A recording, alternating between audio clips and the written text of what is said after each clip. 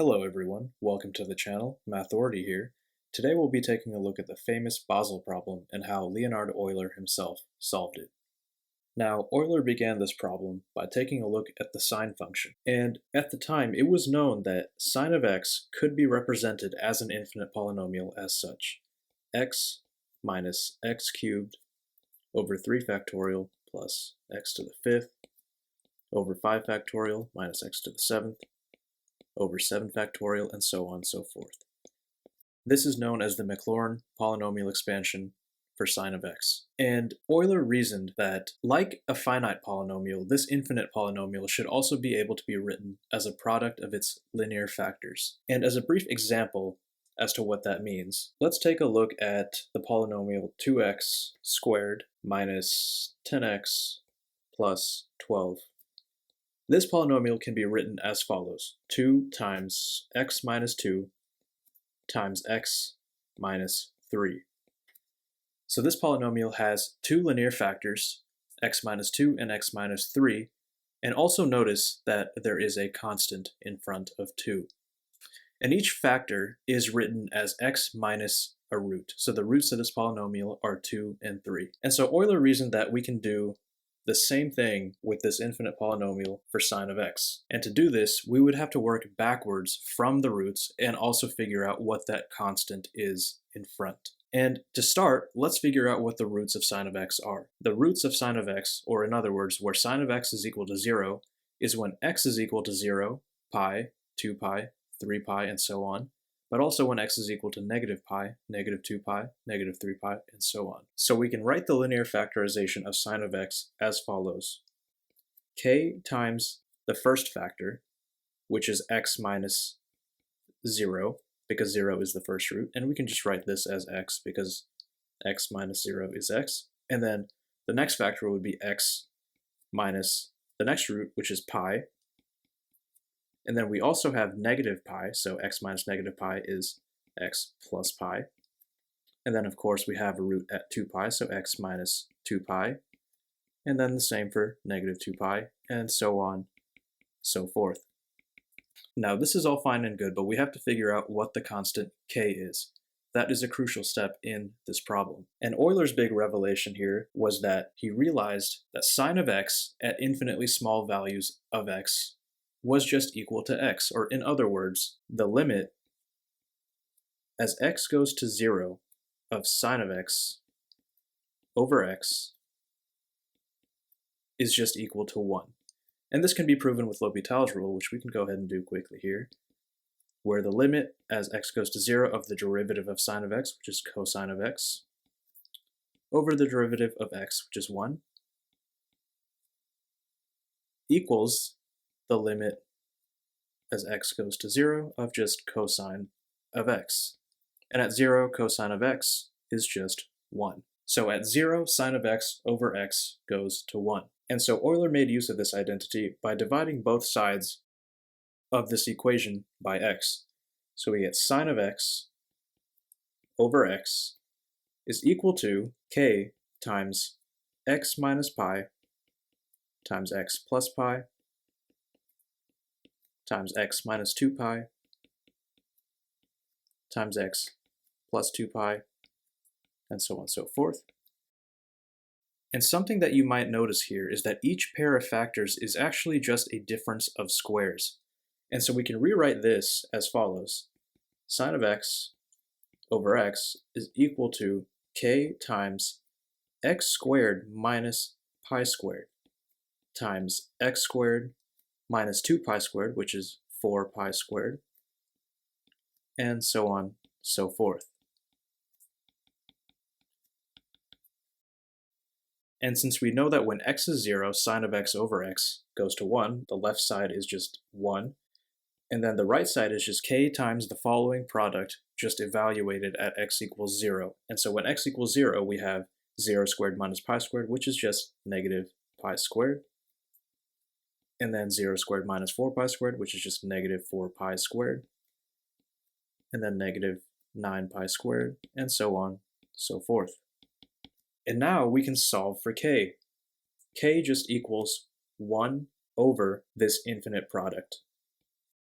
negative pi squared, negative 4 pi squared, negative 9 pi squared, and so on and so forth. Now that we have figured out k, we can plug k back in to our original linear factorization of sine of x over x. So we have sine of x over x equal to x squared minus pi squared times x squared minus 4 pi squared times x squared minus 9 pi squared, and so on, times our value for k, which results in this being over our infinite product of negative pi squared times negative 4 pi squared times negative 9 pi squared, and so on. Now you might see where this is going, because this reduces down absolutely beautifully. And every time I'm at this step, I take a moment to appreciate the fact that Euler foresaw all of this. But anyways, each of the factors in the numerator can be paired with one of the constants in the denominator as such. X squared minus pi squared over negative pi squared times x squared minus 4 pi squared over negative 4 pi squared times x squared minus 9 pi squared over negative 9 pi squared, and so on and so forth. And the negative pi squared cancels out neatly on the top and bottom to give us a 1 minus the x squared over pi squared.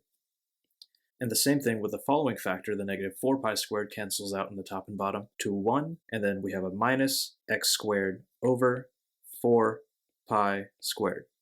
And the same with our next factor as well. We have 1 minus x squared over 9 pi squared, and so on and so forth. Now this is really neat because what we can do is multiply both sides of this by x to get the following. We have sine of x equal to x times the infinite product from n equals 1 to infinity of 1 minus x over n times pi squared. And I know some of you recognize this. This is just the Weierstrass factorization of sine of x. It's incredible that Euler was playing around with this before Weierstrass was even born. But anyways, I just wanted to share that interesting tangent. Back to our problem. What we want to do is multiply out our infinite product for sine of x. And we can begin doing that by multiplying out all the first terms in our factors. And so we get 1 times 1 times 1 onto infinity, which is just 1. And then we need to accumulate all of the x squared terms. And to do that, we multiply the negative x squared term in the first factor times 1 in the second factor, times 1 in the third factor, and so on and so forth.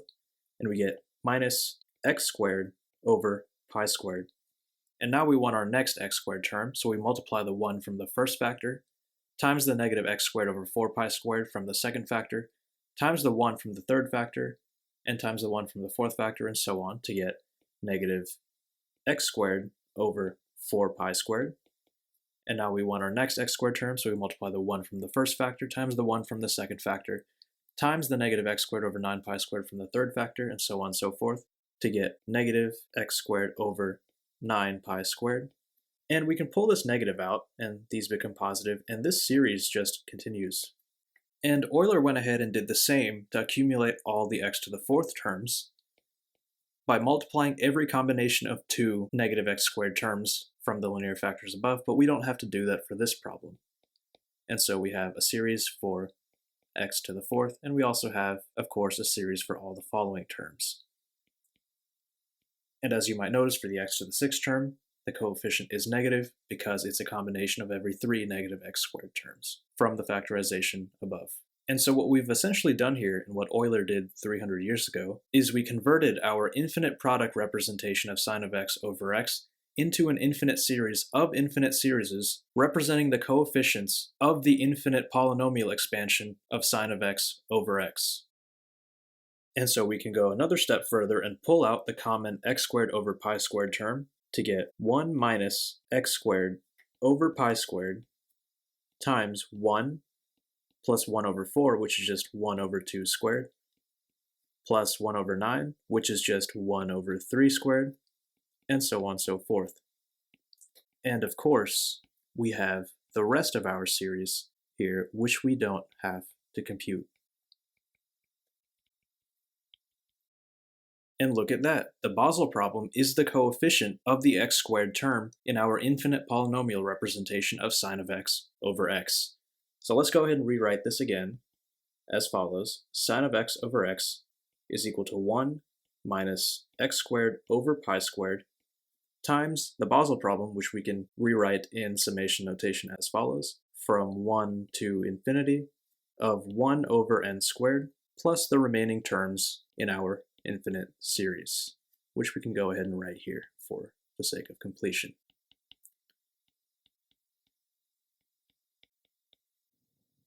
Now at the start of this video, I mentioned the Maclaurin polynomial expansion for sine of x as being x minus x cubed over 3 factorial plus x to the 5th over 5 factorial minus x to the 7th over 7 factorial, and so on and so forth. But if we divide that expansion by x, we can get the Maclaurin expansion for sine of x over x. And so let's do that. The first term was x, so if we divide that by x we get 1, and then we had x cubed over 3 factorial, dividing that by x we get x squared over 3 factorial. Our next term was x to the 5th over 5 factorial, dividing that by x we get x to the 4th over 5 factorial. Then we had x to the 7th over 7 factorial, dividing that by x we get x to the 6th over 7 factorial, and so on and so forth. And I hope you realize that this series and this series are the exact same series. Take a look. Our first terms match, our second terms match, our third terms match, and our fourth terms match, and so on and so forth. And so if the corresponding terms of each of these two series matches, we can set the corresponding terms, or rather the coefficients of the corresponding terms, equal to each other. So let's do that. Our coefficient for the x squared term in the first series is negative 1 over pi squared times the Basel problem, which is the sum from 1 to infinity of 1 over n squared, and that is equal to the coefficient of the x squared term in the second series, which is negative 1 over 3 factorial, which is the same as negative 1/6. Now we can multiply both sides of this by negative pi squared to get the sum from 1 to infinity of 1 over n squared equal to pi squared over 6. And to make things infinitely sweeter, pi squared over 6 evaluates to 1.644, and obviously infinitely more terms than I can remember. But the significance of these first 4 digits is that the Basel problem was first proposed in the year 1644. What are the odds of that? Isn't that neat? And another interesting aspect of the Basel problem is that if you were to sum up just the odd terms in the series, 1 plus 1 over 3 squared plus 1 over 5 squared, and so on, you would get the sum of pi squared over 8. And doing the same with just the even terms, you would get a sum of pi squared over 24, both of which do add up to pi squared over 6. I'll leave that as an exercise for you, but I'll give you a hint. Do exactly what we did in this video, but with the cosine function instead, and you'll arrive at the sum of the odd terms. And you can subtract that from our result of pi squared over 6 here to get the sum of the even terms. And with that, I really hope you guys enjoyed this video. Thank you so much for watching. I really appreciate it. If you like the video, be sure to leave a like, subscribe, and drop a comment. I read each and every single one of them. And again, thank you so much. I'll see you next time. Bye-bye.